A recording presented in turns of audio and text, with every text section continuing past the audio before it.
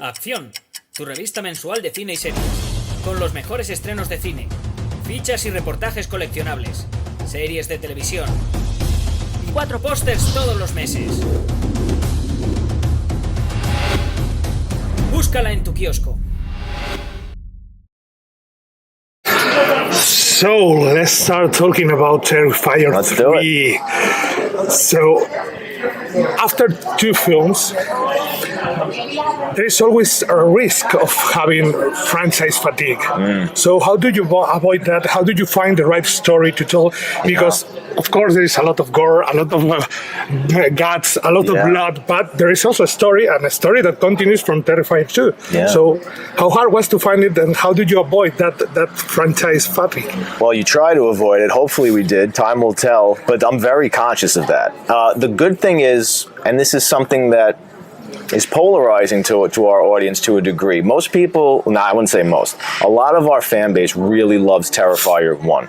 And they would rather me just repeat that formula over and over, sort of like the original slashers, just a new group of people, Art the Clown just stalking and slashing again. Once I wrote Terrifier 2, I knew the overall story. I feel like part 2 is actually my unofficial part 1, because that's when we really introduce the lore. We introduce Sienna. It becomes just as much her story as Art the Clown's. So it was a natural, organic progression, because I know where this franchise is going to end eventually. But then it just becomes a matter of, do we switch up the atmosphere? Do we switch up the environment? Like, I want to always keep it fresh. So I know the story is going to keep it fresh, but how do you reintroduce Art the Clown? Because that's another concern of mine, is the audience starts getting very comfortable with the slashers, where the slasher is the hero. You're rooting for the slasher. You're going to see Art the Clown kill as many people in the worst way possible. So especially for part 3, the opening 10 minutes, I want it to be as if the audience never met Art the Clown before, and can I make him as disturbing and creepy and as new as possible. So the Christmas setting, of course, is a whole new way to introduce him in a fresh environment, put a whole new vibe to the franchise. And I grew up absolutely loving Christmas-based horror films. Like Black Christmas is one of my favorites. We pay a lot of homage to Black Christmas. The Tales from the Crypt, I don't know if you've ever seen Tales from the Crypt from the 70s, the UK version. There's one of my favorite episodes ever in horror. It's called And All Through the House, and it's about a maniac Santa Claus trying to break into a house and murder some woman with an axe. And that's basically the template for Art the Clown Santa Claus in this film. So that's what you want to do. You want to keep it fresh. You want to check the boxes that keep the audience secure. So I always say, as long as I have Art the Clown, I'm not screwing him up, and we stick to his personality, and we balance the levity with the intensity, and we keep delivering those big kill scenes, that's my safety net. Now I can play around. There's a sandbox that I can sort of play in, and I can take risks with the story, or introduce a new villain like Victoria in part 3. That keeps the audience, it keeps them on their toes. They don't know what I'm going to do next, really, because we're going in a radical different direction to some degree.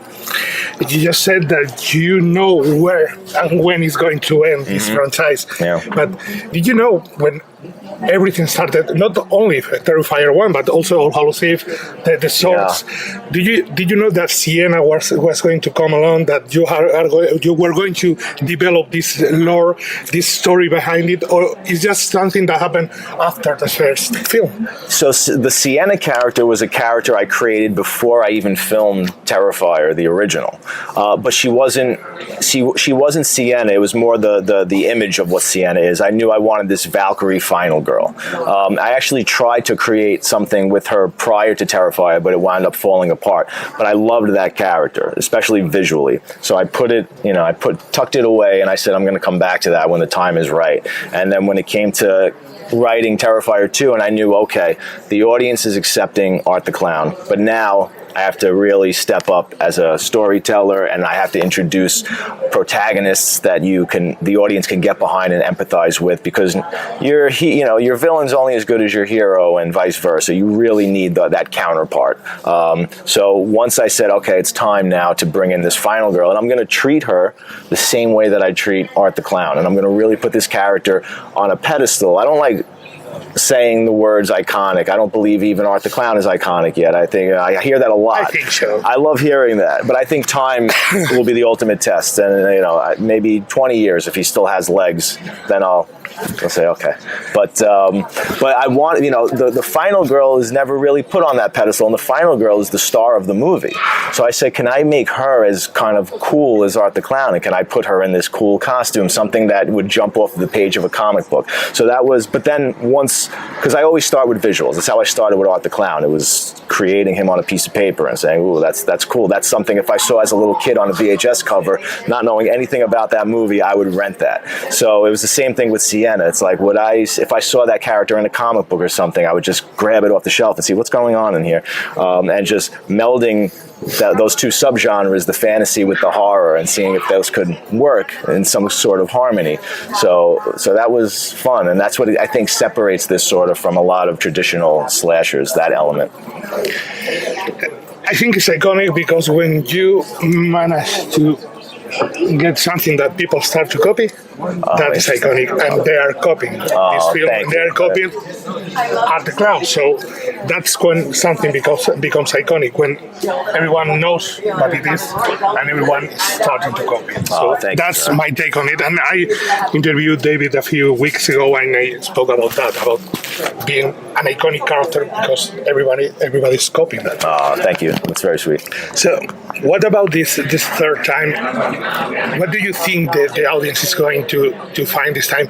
Do you think it's going to be surprised and at the same time find the same thing that makes this franchise a success, that keeps they coming back? Absolutely. Like I said, there's very specific boxes that I need to check, that I know everybody loves, and it's the main reason they're coming to these films. So we certainly check those boxes. You're going to get kills where we're always trying to surpass the previous kills. Those are in this movie more than a few. And I read everything online, the good, the bad, and the ugly, every criticism, I'll go on websites, Letterboxd, IMDb, YouTube, and I want to know what is the audience thinking? How are they feeling? I read what the critics, and if I get a consensus of something that's working or not working, I really pay attention to that. And if I get something overwhelming, I try and steer into that direction or away from that direction. So one of the things that I heard a lot was there was maybe perhaps a little too much of a departure from the tone of the original, which was a much grittier, more simplistic, classic slasher. So we can't deny where we are with part 2 and the lore that I set up and Sienna. I mean, and I love that. So we're on that journey, we're on that trajectory. But at the same time, I tried to switch back tonally to the darker, grittier vibe of the original. So now this has its own flavor because I feel like it's the perfect marriage of both 1 and 2. And in many ways, this is the darkest one. It's probably the most disturbing in some aspects. But on the other hand, it has 3 of the most hilarious Art the Clown scenes, I think, in the entire franchise. And I think that's what excites the audience or keeps them invested, keeps them interesting. It's not just one note where one moment you could be laughing your ass off and the next Art the Clown does the most disturbing, despicable thing. And it just makes you forget that you were laughing 2 seconds ago. But then he'll win you back with another wink and a little joke. So I think the audience likes that unpredictable nature of Art the Clown and the unpredictable nature of the film as a whole, and you never know where it's going to go. So there's always surprises. Like I said, there's always a big percentage of these films where I'm taking really big risks and big swings where I don't know if they're going to land, but it keeps me excited as an artist, and I'm always trying to see if something new is going to stick instead of just repeating the same formula over and over again. When you design this amazing gore deaths, is there any time that when you say, okay, maybe this is going too far, or there's no limit when it's Art the Clown? Right. There's no limit. Well, there's nothing too taboo where I won't explore it. But even if it is a really taboo subject, and I say, okay, we're going to do this, I have to be very delicate with the way I execute it, because there is you could easily go too far and dip into an area of extreme distaste where you're alienating too much of the audience. I don't want this to be that type of film. I want to challenge myself and see if I can walk that line of accessibility and then pushing the envelope. And I like to just step right over that line if I can, but I want to make sure the audience, the majority of the audience, stays in their seats, even though we're showing them things that are really sometimes difficult to stomach. But always reminding the audience that ultimately this is a fun movie and we're living in a fantasy world and you're not supposed to take this seriously. And you could be walking by this theater not knowing what's playing at any given moment, and you could hear the audience howling with laughter and think there's a comedy playing. So it's always important to have fun and make sure if we go too far, we'll pull you back with laughter if we need to, because ultimately you shouldn't leave this franchise or these films feeling bleak and miserable about the world. I want everybody to have a good time the way I had a good time watching the movies in the 80s like Nightmare on Elm Street and Friday the 13th. You didn't leave feeling miserable and down. It was a good time.